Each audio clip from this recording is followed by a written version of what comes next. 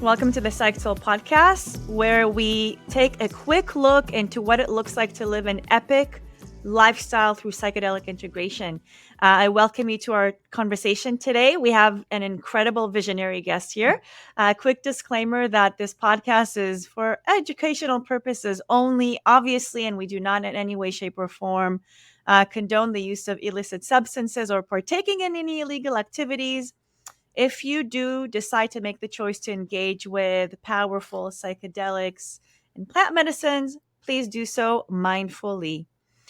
Welcome, Shannon Brown. Shannon is an internationally recognized plant medicine ceremonialist, a transformational healer, a visionary artist who weaves together diverse artistic and healing traditions to help people tap into their soul's purpose and sacred dream. You're speaking my language, girl.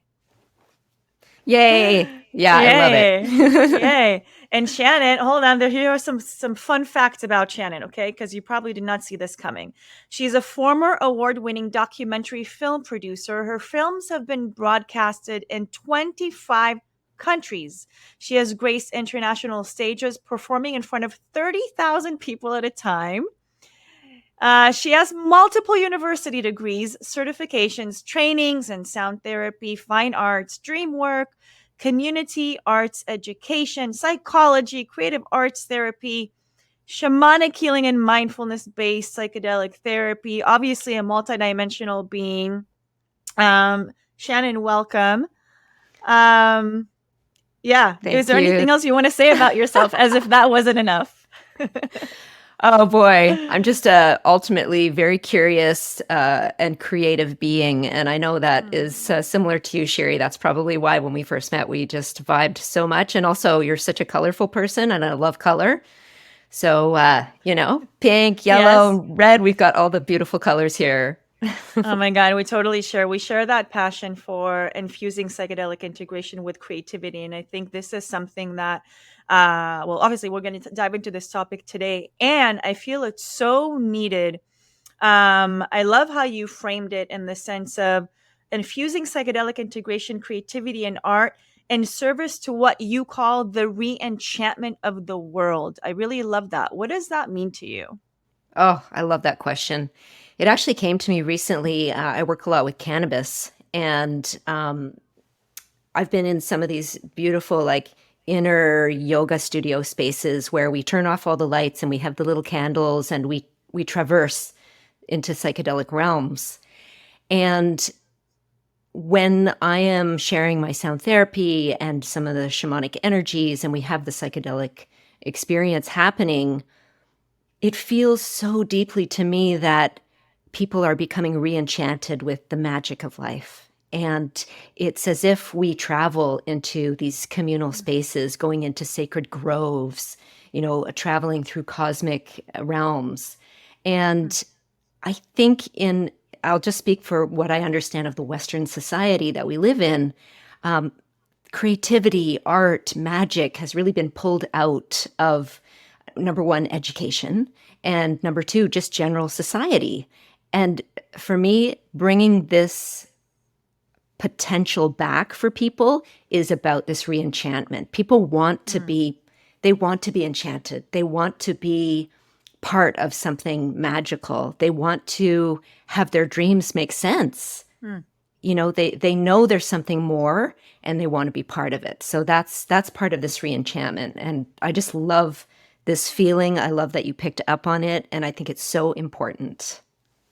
Yeah, thank you. Well, we know that language is really what creates a reality. And we also know that as a social construct, the English language particular, it seems to me like is very limited in the ways that it actually does describe the elements of spirit, the elements of dream, the elements of the psyche. And because it's so limited, it seems like our experience as well is limited too. Basically, we don't have the language to articulate our inner experience. So yeah, words like re-enchantment, I mean, you can't oversee it once you meet a language that describes who you are.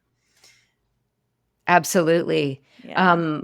There's so many ways I'd love to take this. One of the ideas that has been really popping up a lot is this idea of the Homo luminous, how we are as Mm, humans turning into these luminous beings. And as we do, mm, we actually are going to be losing language, and we're going to be moving into pure expression, pure poetry. Language will become poetry, vision will become art, sensation will become dance and movement. So, I welcome that. And so that's part mm, of what I do as an arts educator, is to remind people to like become artistic, have a creative life, open mm, yourself to that. I love that. Okay, before we jump into that the visionary state, okay, because I totally hear this is where you're guiding us, and I love that. You started off your professional career as an artist, okay, a multidisciplinary artist. When did psychedelics find you, and what happened next? Yeah.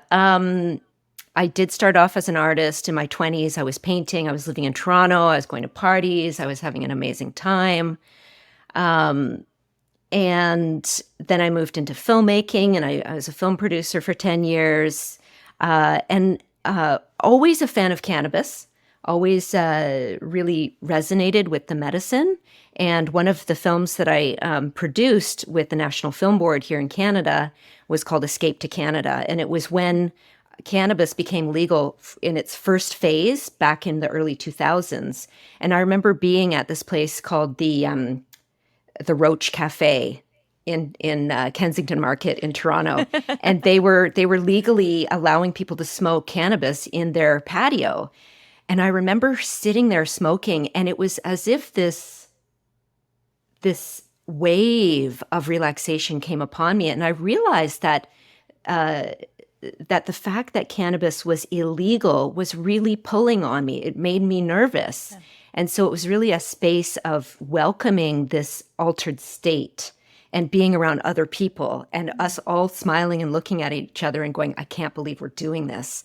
So that was the early 2000s when this kind of like community experience of cannabis and the legality of cannabis Mm, shifting really came upon me, and seeing how people were fighting for the legalization of cannabis, for the legalization of this plant medicine. Then fast forward a couple of years, I met a great friend who started talking to me about the potential of taking ayahuasca together. mm, And he had a connection. This was in 2017. So I was like, okay, I'm ready. So that was my first deep, deep immersion into the potentials of psychedelics. I mean, I had tried mushrooms like we all had, many of us in our teen years, and when I went to university, and we would do it at parties, and it was fun. Um, and there was that awakening of oneness. I do remember that experience a couple of times happening. Like there's something more to this, and I feel mm, where I fit in this. But then it really was in 2017 when the ball started rolling for me. And I ended up going to Peru and sitting with ayahuasca on the boiling river, and having mm, a fantastic experience there. So, yeah, and psychedelics really have brought all of the pieces of me mm, into harmony, I would say, into mhm. balance. So what pieces are those? And this is basically we're diving into the world of integration. Integration broadly means articulating all the pieces that we are and then bringing them into cohesion and harmony, owning them and embodying them in the human walk. So, what parts did you find within yourself that you also didn't even necessarily know about as an artist? You already have that understanding of a lot of inner parts. So, what did you find that was new for you? I think for me, what was really interesting was this moment where I had been praying to bring my art more clearly into the world. Mm, I had been painting, but then doing all these other kind of arts administration ways of living. Like I wasn't fully trusting that art could be a mm, career for me. So arts administration, which a lot of artists end up doing, um, because you're making you're supporting the creation of artistic experiences, and it's beautiful to have people coming together, and it's like a different type of art, but it wasn't my art. It wasn't me making a mm, painting and putting it out for people to see and experience. mm, So I would say this prayer that I had to the universe to really fully allow my art to come into the world, that was I think that was around 2019, yeah, 2019, 2020. And funnily enough, what ended up happening was Spirit guided me to my music, which I had been musical in my teen years. I was in a school of performing arts and had always been in bands and singing, but it wasn't, I really was like, I had my blinders on. I was like, no, I'm going to be a painter. I want people to see my visual art. I want to do that work.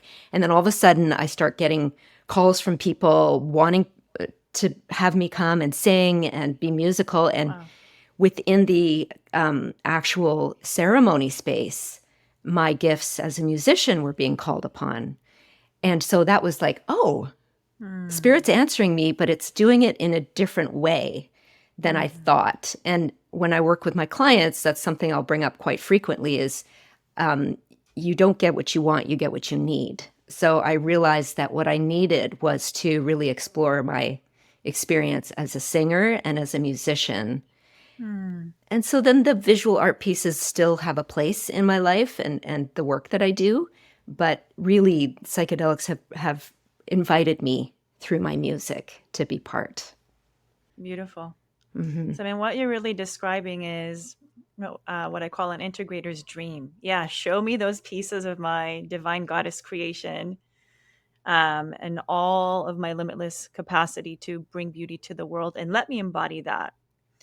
And what about those pieces that, potentially they're not as enchanting or as enticing or as sexy as being that creatrix goddess? What about other pieces of you that potentially you also had to embody on the way to becoming this multidimensional creatrix?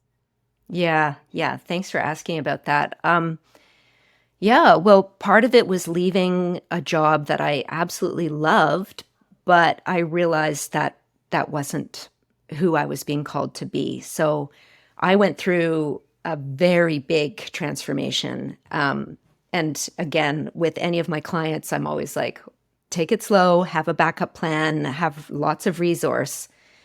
But the universe just brought all the resources that I need for me to make this shift because I was ready. Mm-hmm. So I separated from my partner of 21 years, even though we're still best friends and we have an 18-year-old daughter together. Separated from him. I left my job, which was at a university, which had benefits, which was, stable, which allowed me to do this sort of arts administration creation. So, I knew it was like, well, I could stay there and keep doing this, but it just wasn't right. So left the job, left my partnership. I moved part-time to Mexico from Canada, so I had to leave my daughter, and that was one of the biggest challenges that I've ever gone through in my life. Even Mm. though we were able to speak daily and text and that sort of thing, there was a lot of critique on that. Mm. Definitely. I mean, I'm a child of divorce. My parents divorced when I was just a baby, and my mother raised me, and my father wasn't really part of my upbringing. So I understand, the dynamics of coupledom and children and divorce and that sort of thing. So for me to choose to go to Mexico was really self-preservation, and it was really my step into becoming who I am now. Mm-hmm. So those were some of the darker pieces. Plus, I sold a house, a beloved house, around the same time. So it Mm. was like bam, Wow. bam, bam, bam, one Wow. thing after another, and just like wreaking havoc. But I made sure I had a therapist when I was going through this. I sat with the medicine and made sure that I was listening and, doing it in a way that was, ethical and open and honest and full of love and also full of self love. I Mm-hmm. needed to do this and the time was right. And that's what I think we're all being called to really step up. And sometimes it's Mm-hmm. challenging and sometimes it's very painful. Mm-hmm. Yeah, I mean, you were describing really a transformation that it sounds like you really like were at the helm of your transformation and were able to make huge changes in your life in a relatively short amount of time. I mean, changes that for some people would take years. if not even ever approach them because they seem so scary and big, right? So, um, how would you support a person that is interested in making these changes through psychedelic integration, but actually is overwhelmed just at hearing a story like that?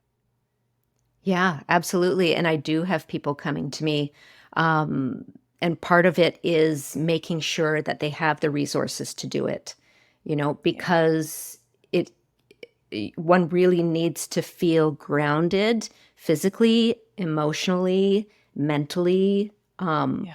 have friends who are looking out for them, um, and making sure that, and knowing that spirit is guiding as well, just making sure that this is indeed the right decision and that it will be hard. I mean, Mhm.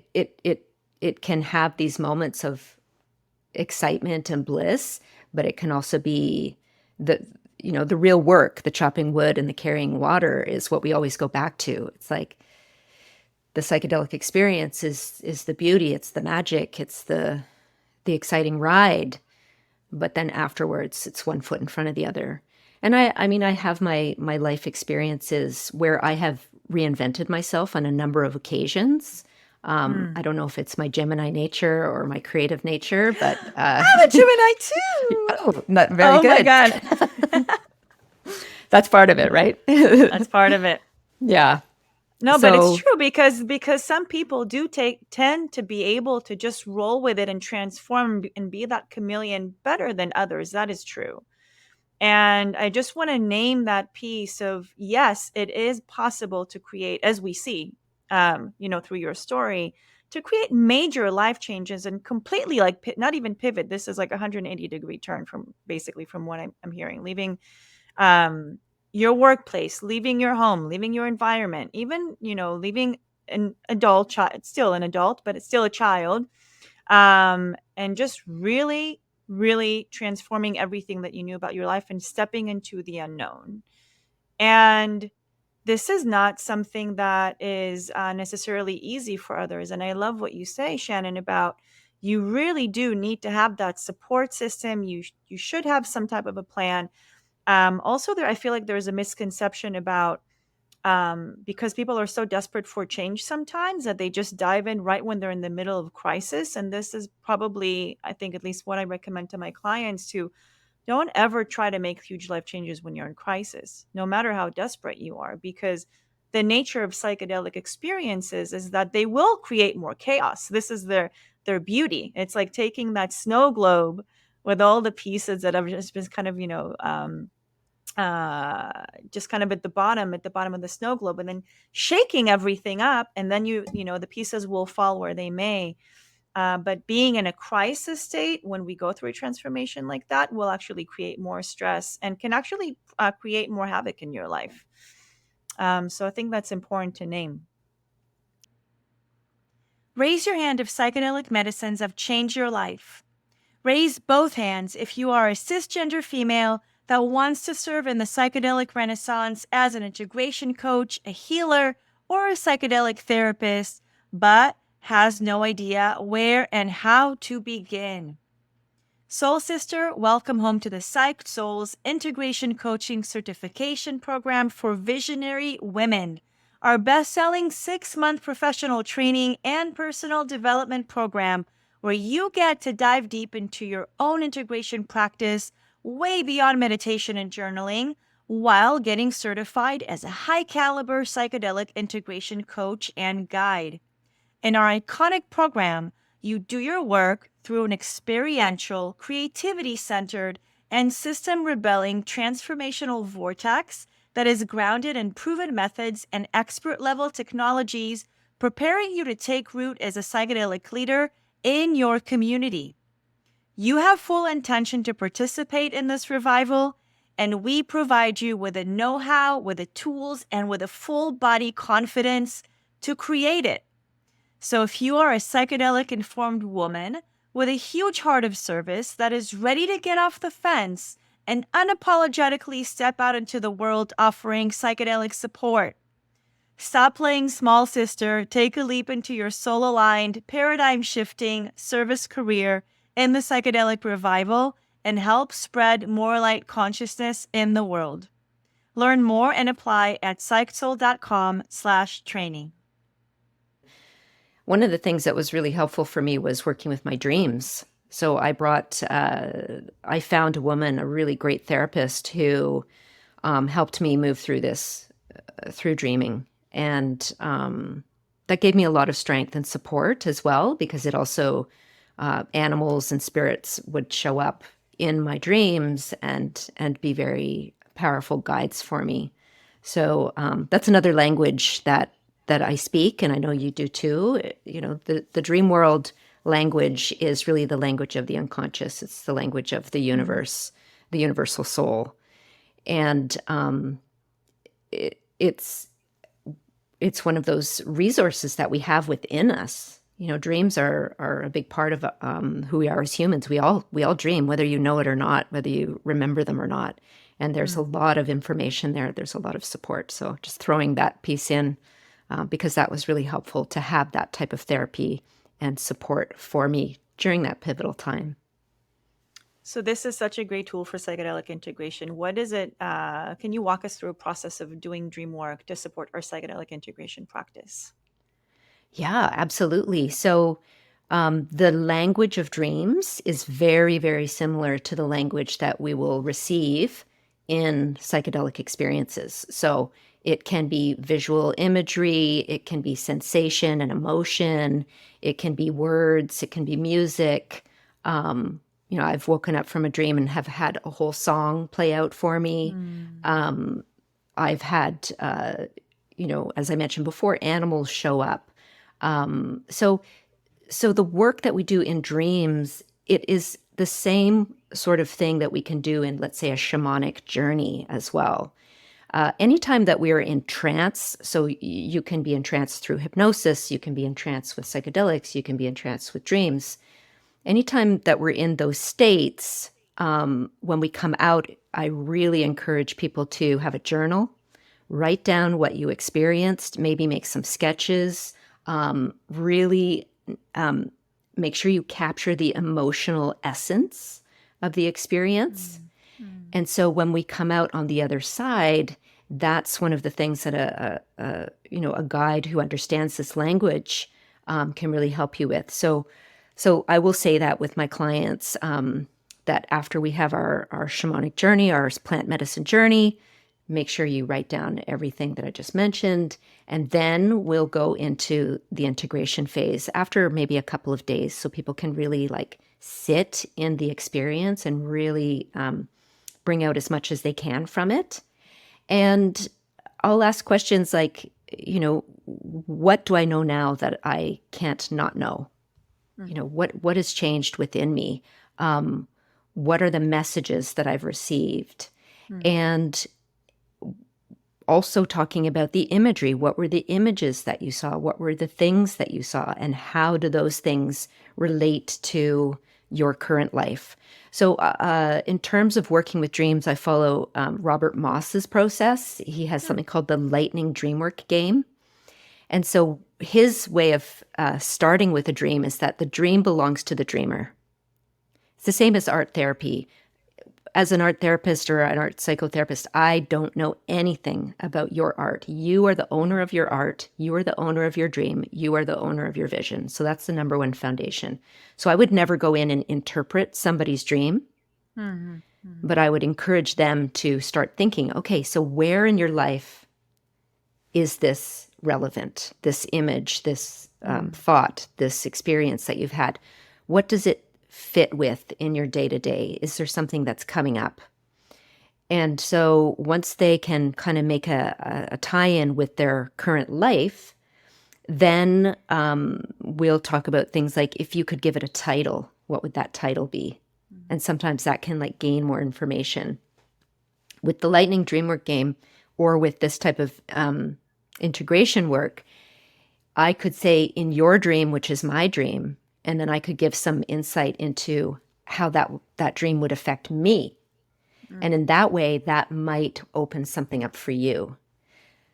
So this is how I'm just taking it into the transpersonal here. So when someone shares a dream, it's their dream, but it can also have a lot of relevance for you or the group. Mm. So if we're doing like a Mhm. group integration circle, Mm.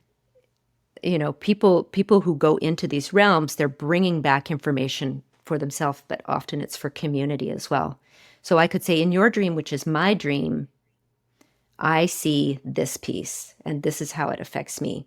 So I'm not taking it away from you. I'm adding my piece to it as a fellow human, as a fellow Mhm. dreamer. Mhm. And I often have people make a piece of art based on what they experienced, or Mhm. write a piece of poetry, or potentially make a movement or a dance.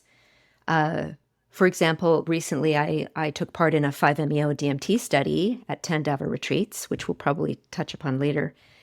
And I spoke with Otto, and we were talking about my integration. And at one point, he said something about putting the old life down, putting the burden down. And he made this action of picking up his hands, holding something, and laying it down.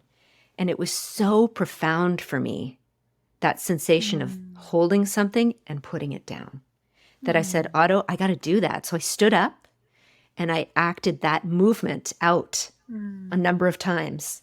And I even came up with a very short song about laying the burden down. Mm. So this is kind of the process of integration when it comes into the work that I do with creativity and art and dance and movement and poetry. It's a way to encapsulate or make sense of some of the messages and bring them actually into the body. When we paint it, it goes through the body. When we speak it, it's going through the body. When we dance it, when we move it, when we act it, it moves through the body. It attends to all the parts of the body where it lives, and then it shifts it and transforms it. So I know that was quite a circuitous route Mhm. into what I do, but again, this is the language of poetry and and dreaming No, and this integration. it's so beautiful. And for some people, they can hear when you say the language of dreams, we can look at it at the literal sense of, okay, dreams is something that happens when I sleep. Like, for people who are connected to that world and have that awareness that actually we exist at multiple states at all times. The dream world is alive for us even when we're not asleep. We can develop that attunement, and psychedelics do help us develop that attunement that there are multiple layers of reality and multiple levels of existences. And the idea of psychedelic integration is beyond that awareness, is to literally be able to pull, as you said, all the symbols, the understandings, the insights from all of these realities at any time, not even just when we're asleep, right? Again, right now as we speak, right now we are dreaming together. So to be able to pull these pieces and to bring them to life. And in that sense, we are integrating multiple layers of reality at the same time. And really, the word psychedelic, or rather, this psychedelic state, is by definition a dream state. And that is why dream work is so incredibly relevant for psychedelics and psychedelic integration specifically. So, thank you for walking us through that process. And who's that teacher that you mentioned? I'm not sure I'm aware of them. Yeah, so Robert Moss. Robert Moss Robert is, Moss. yeah, he's written probably 10 or 12 books on dreaming. And if you can get a chance to work with him, I would recommend anyone out there really connecting into his work and the way that he works with dreams. More and more in the last like 5 years, I notice on his Facebook, he's putting up drawings and paintings of his dreams. And they're just so beautiful. So if you can find him online, definitely recommend Robert Amazing. Moss. Thank you for that resource. Um, okay, since you mentioned it, we can't not go there. The 5-MeO DMT study conducted by University College London, Imperial College London, at Tandava Retreats, no less. And by the way, I do want to give them a huge plug in, because Tandava was co-founded by two people that I love so much, Joelle Briere, Victoria Wushner. Victoria was a student in my program. Joelle well, I'm going to probably have an episode just with Joelle so we can recount how we know each other. But we go back a long way. Love him to death. And Otto, who was also a student in my program, the Psych Soul Pay School of Psychedelic Integration and Soulpreneurship. Um, I want to know everything. Why did you go there? What was your interest in this research? What exactly happened? And yeah, let's do it. Awesome. Yes. Wow, what an incredible experience that I had being part of this. So I'm super excited to chat with you about it. Yeah. It popped up in my Instagram feed that they were looking for participants for a study. I do come from an academic background. I'm also, like you, on the vanguard of this psychedelic renaissance and understand the impact that scientific research is having in terms of decriminalization and legalization. So when I saw that they were looking for research participants, I thought, well, hell, like, yeah, I'd go take 5-MeO-DMT at this gorgeous place in Mexico. In Mexico, and the retreat is absolutely gorgeous on gorgeous land. What they've created there is something that is literally going to go into the history of into psychedelic history. It's really phenomenal what they've created there. Absolutely. And both Joelle and Victoria are from the hospitality realm originally, and you can feel it. Yes. I mean, I arrived and they both ran up to me and gave me a hug and said, "Welcome home," and grabbed my bags and like took me to the most gorgeous room. So yeah, I just felt like a total queen when I was there, and met the most amazing people as well. So yeah, so I saw the call out online. I had already been following those guys. I'm definitely a fan of 5-MeO-DMT. I've only taken the liberation dose about 4 times, and Can you say what the liberation dose is for people who are not familiar with that term?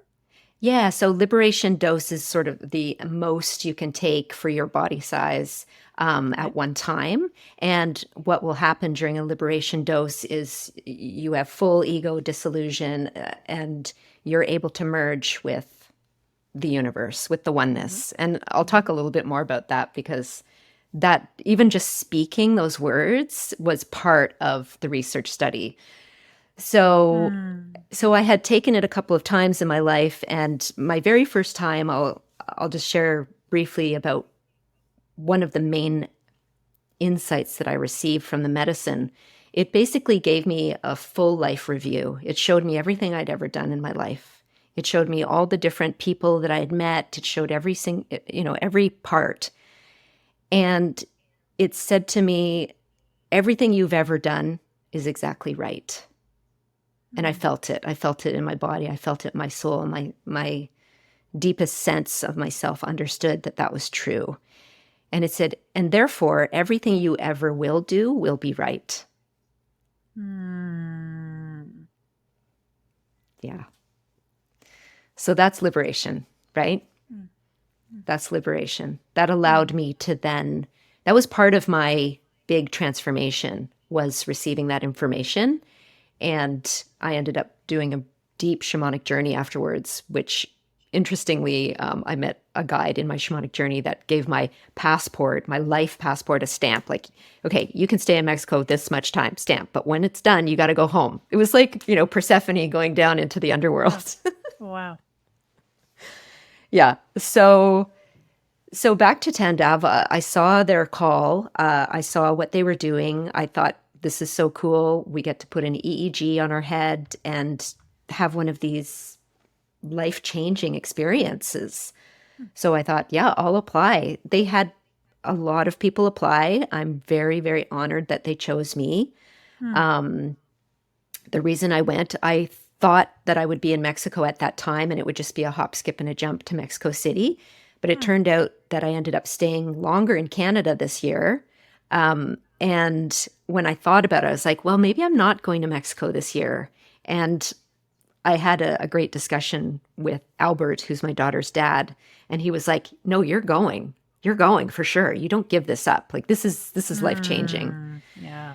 Yeah. So I put in my dates, and they welcomed me down. And it was an incredible experience. I was in a cohort of 6. Each of us had an hour and a half with the researchers and with Joelle and Victoria within this gorgeous space they have. Beautiful place, by the way. I know you just gave it a plug, but I'll tell people again, go if you can. Yes. They have this gorgeous chapel where the medicine is served. And so, yeah, so we ended up, in terms of the science, what they're looking for is they were looking to study the brain activity of people within the 5-MeO experience, a ceremonial dosage. Mm-hmm. And we were meant to be Buddha sitters. Now, there's actually a term, it's Buddha sitter, which means you can sit with 5-MeO and you're still. You're fully still. You're not jumping around and doing backflips, which apparently can happen. But that's the intention, is to be a Buddha sitter, or they're hoping. Tell me more about the Buddha sitting. Yeah. Yeah, good question. So their hope was you have sat before, and when you sat before, you were able to sit still. Okay. And what if you can't, obviously you cannot control much while you are under the influence of 5-MeO DMT. So what happens in that case? Yeah. That's why they had 35 people, because they knew that some people would most likely, jump up and get physical. And yes, I was able to sit still for most of it. At one point, I did ask for waters, but they took this into account, and they can take sections of the research data. So the sections where I was quiet, the sections where I was sitting still and a Buddha sitter, they've got those long passages. There were certain people who sat from beginning to end and didn't move. They were just still.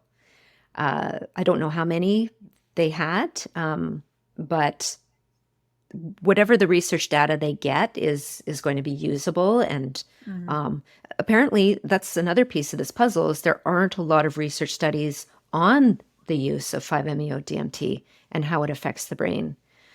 So part of the experience was actually the EEG on my head, the 20 minutes with the medicine, and then being recorded. On either side, we had journal entries we had to make every day for 20 days before, 20 days after. Wow. Some cognitive tests and games that we were asked to play before and after.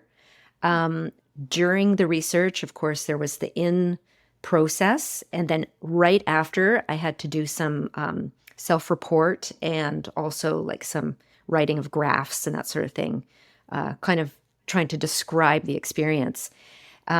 Working with Imperial College London, their particular portion of this study was to take what happened within the experience, and there was somebody writing down at every moment, like, oh, she coughed at this point. Oh, she breathed deeply at this point. Oh, there was a lot of moaning, which is me. I did a lot of moaning.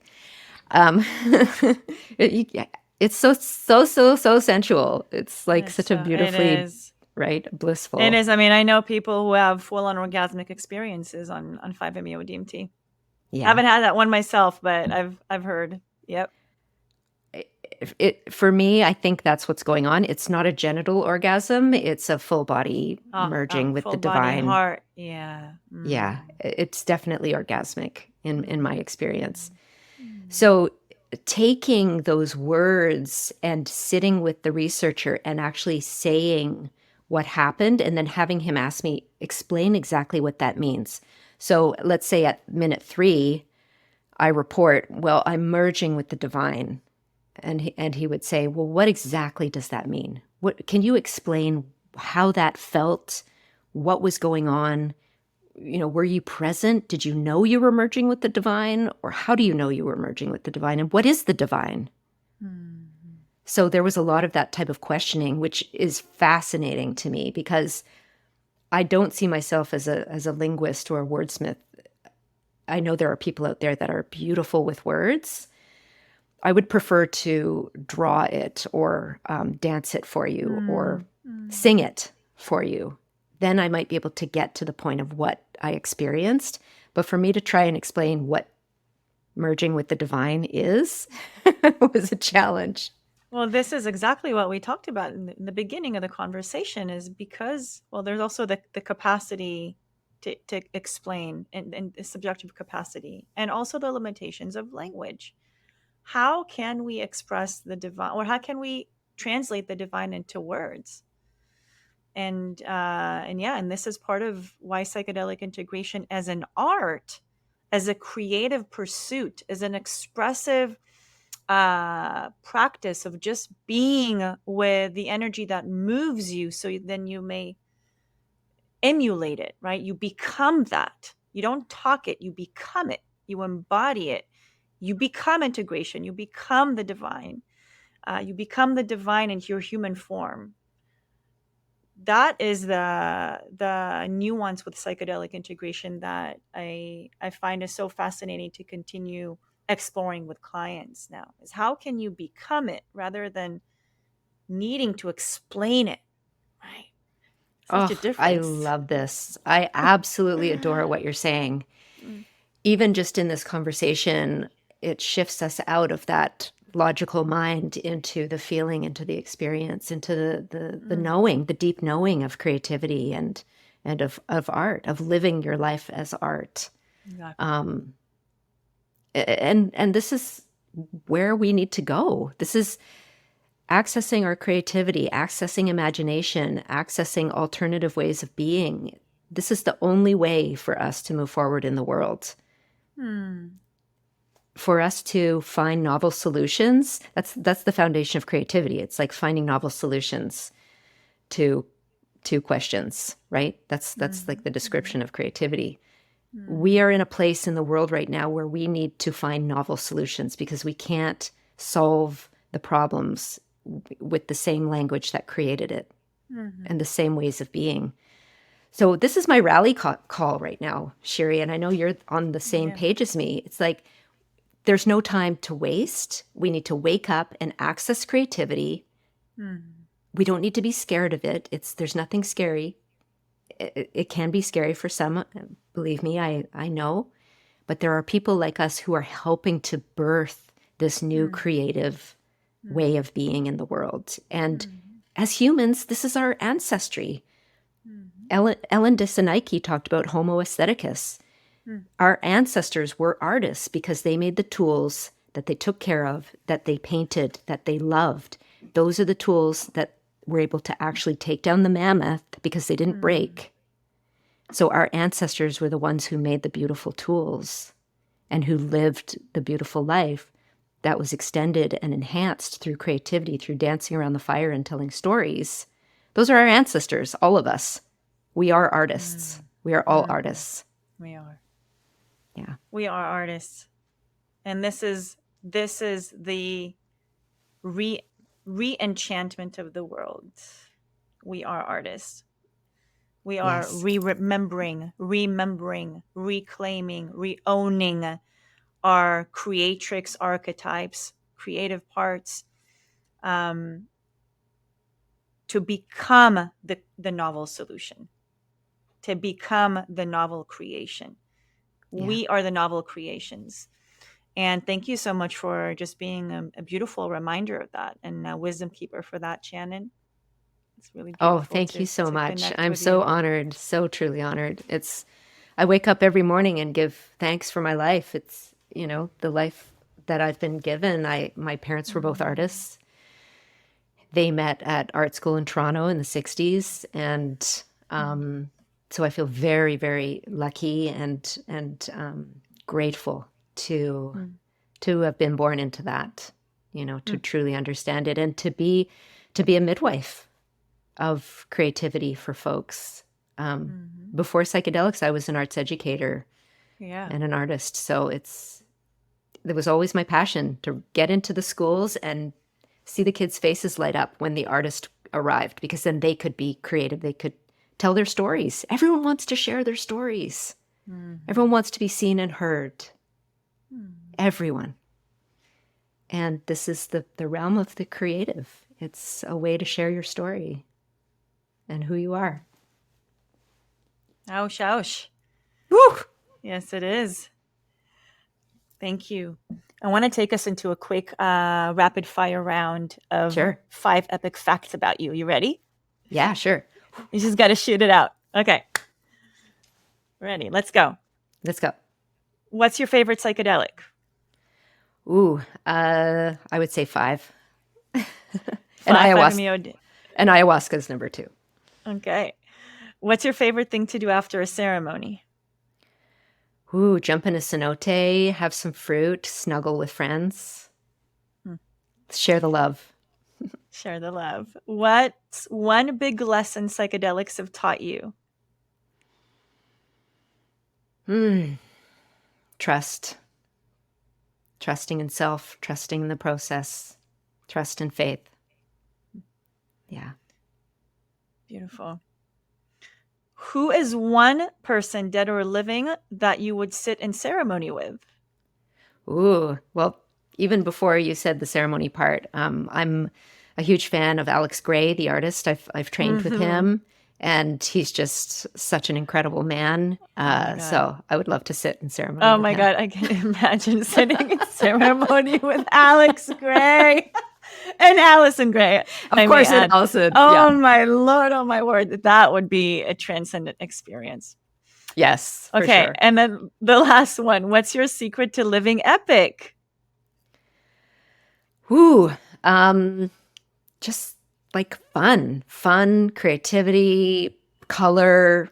Yeah, having fun is a guiding light, guiding principle. I love to have fun. Mm. Yes. More fun. More That's a fun. beautiful. More fun. This is what we need more right now. We do. Always, especially when we're in the pursuit of, healing, diving deep into our shadows. Sometimes that work can get super, super serious. So fun, remembering that the journey is short and just making the most out of the time we got here is such a virtue. Thanks for that reminder. Yeah, thank Shannon you. Brown, thank you. Please tell our listeners how they can find you. Sure.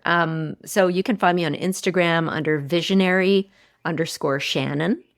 I also have a website, plantmedicineguide.ca. I have a couple of interesting new programs upcoming. I'm going to be doing another online summit. I know that I had interviewed you last year. You're one of my favorite guests, so you'll be hearing from me. And I actually have a program coming up early March, and it's a ceremonialist training. So people who want to be working in ceremonial spaces, and whether that's breath work, cacao, creativity, psychedelics, helping people to access this multi-dimensional skill set that you need, creativity, sound therapy, and then holding space with spirit and that kind of shamanic container. So I'd love to, speak to some of your listeners and see if they're interested in joining me on this journey. Thank you, Shannon. It was a pleasure to have you. And remember, everybody, it's not the psychedelic, it's the integration.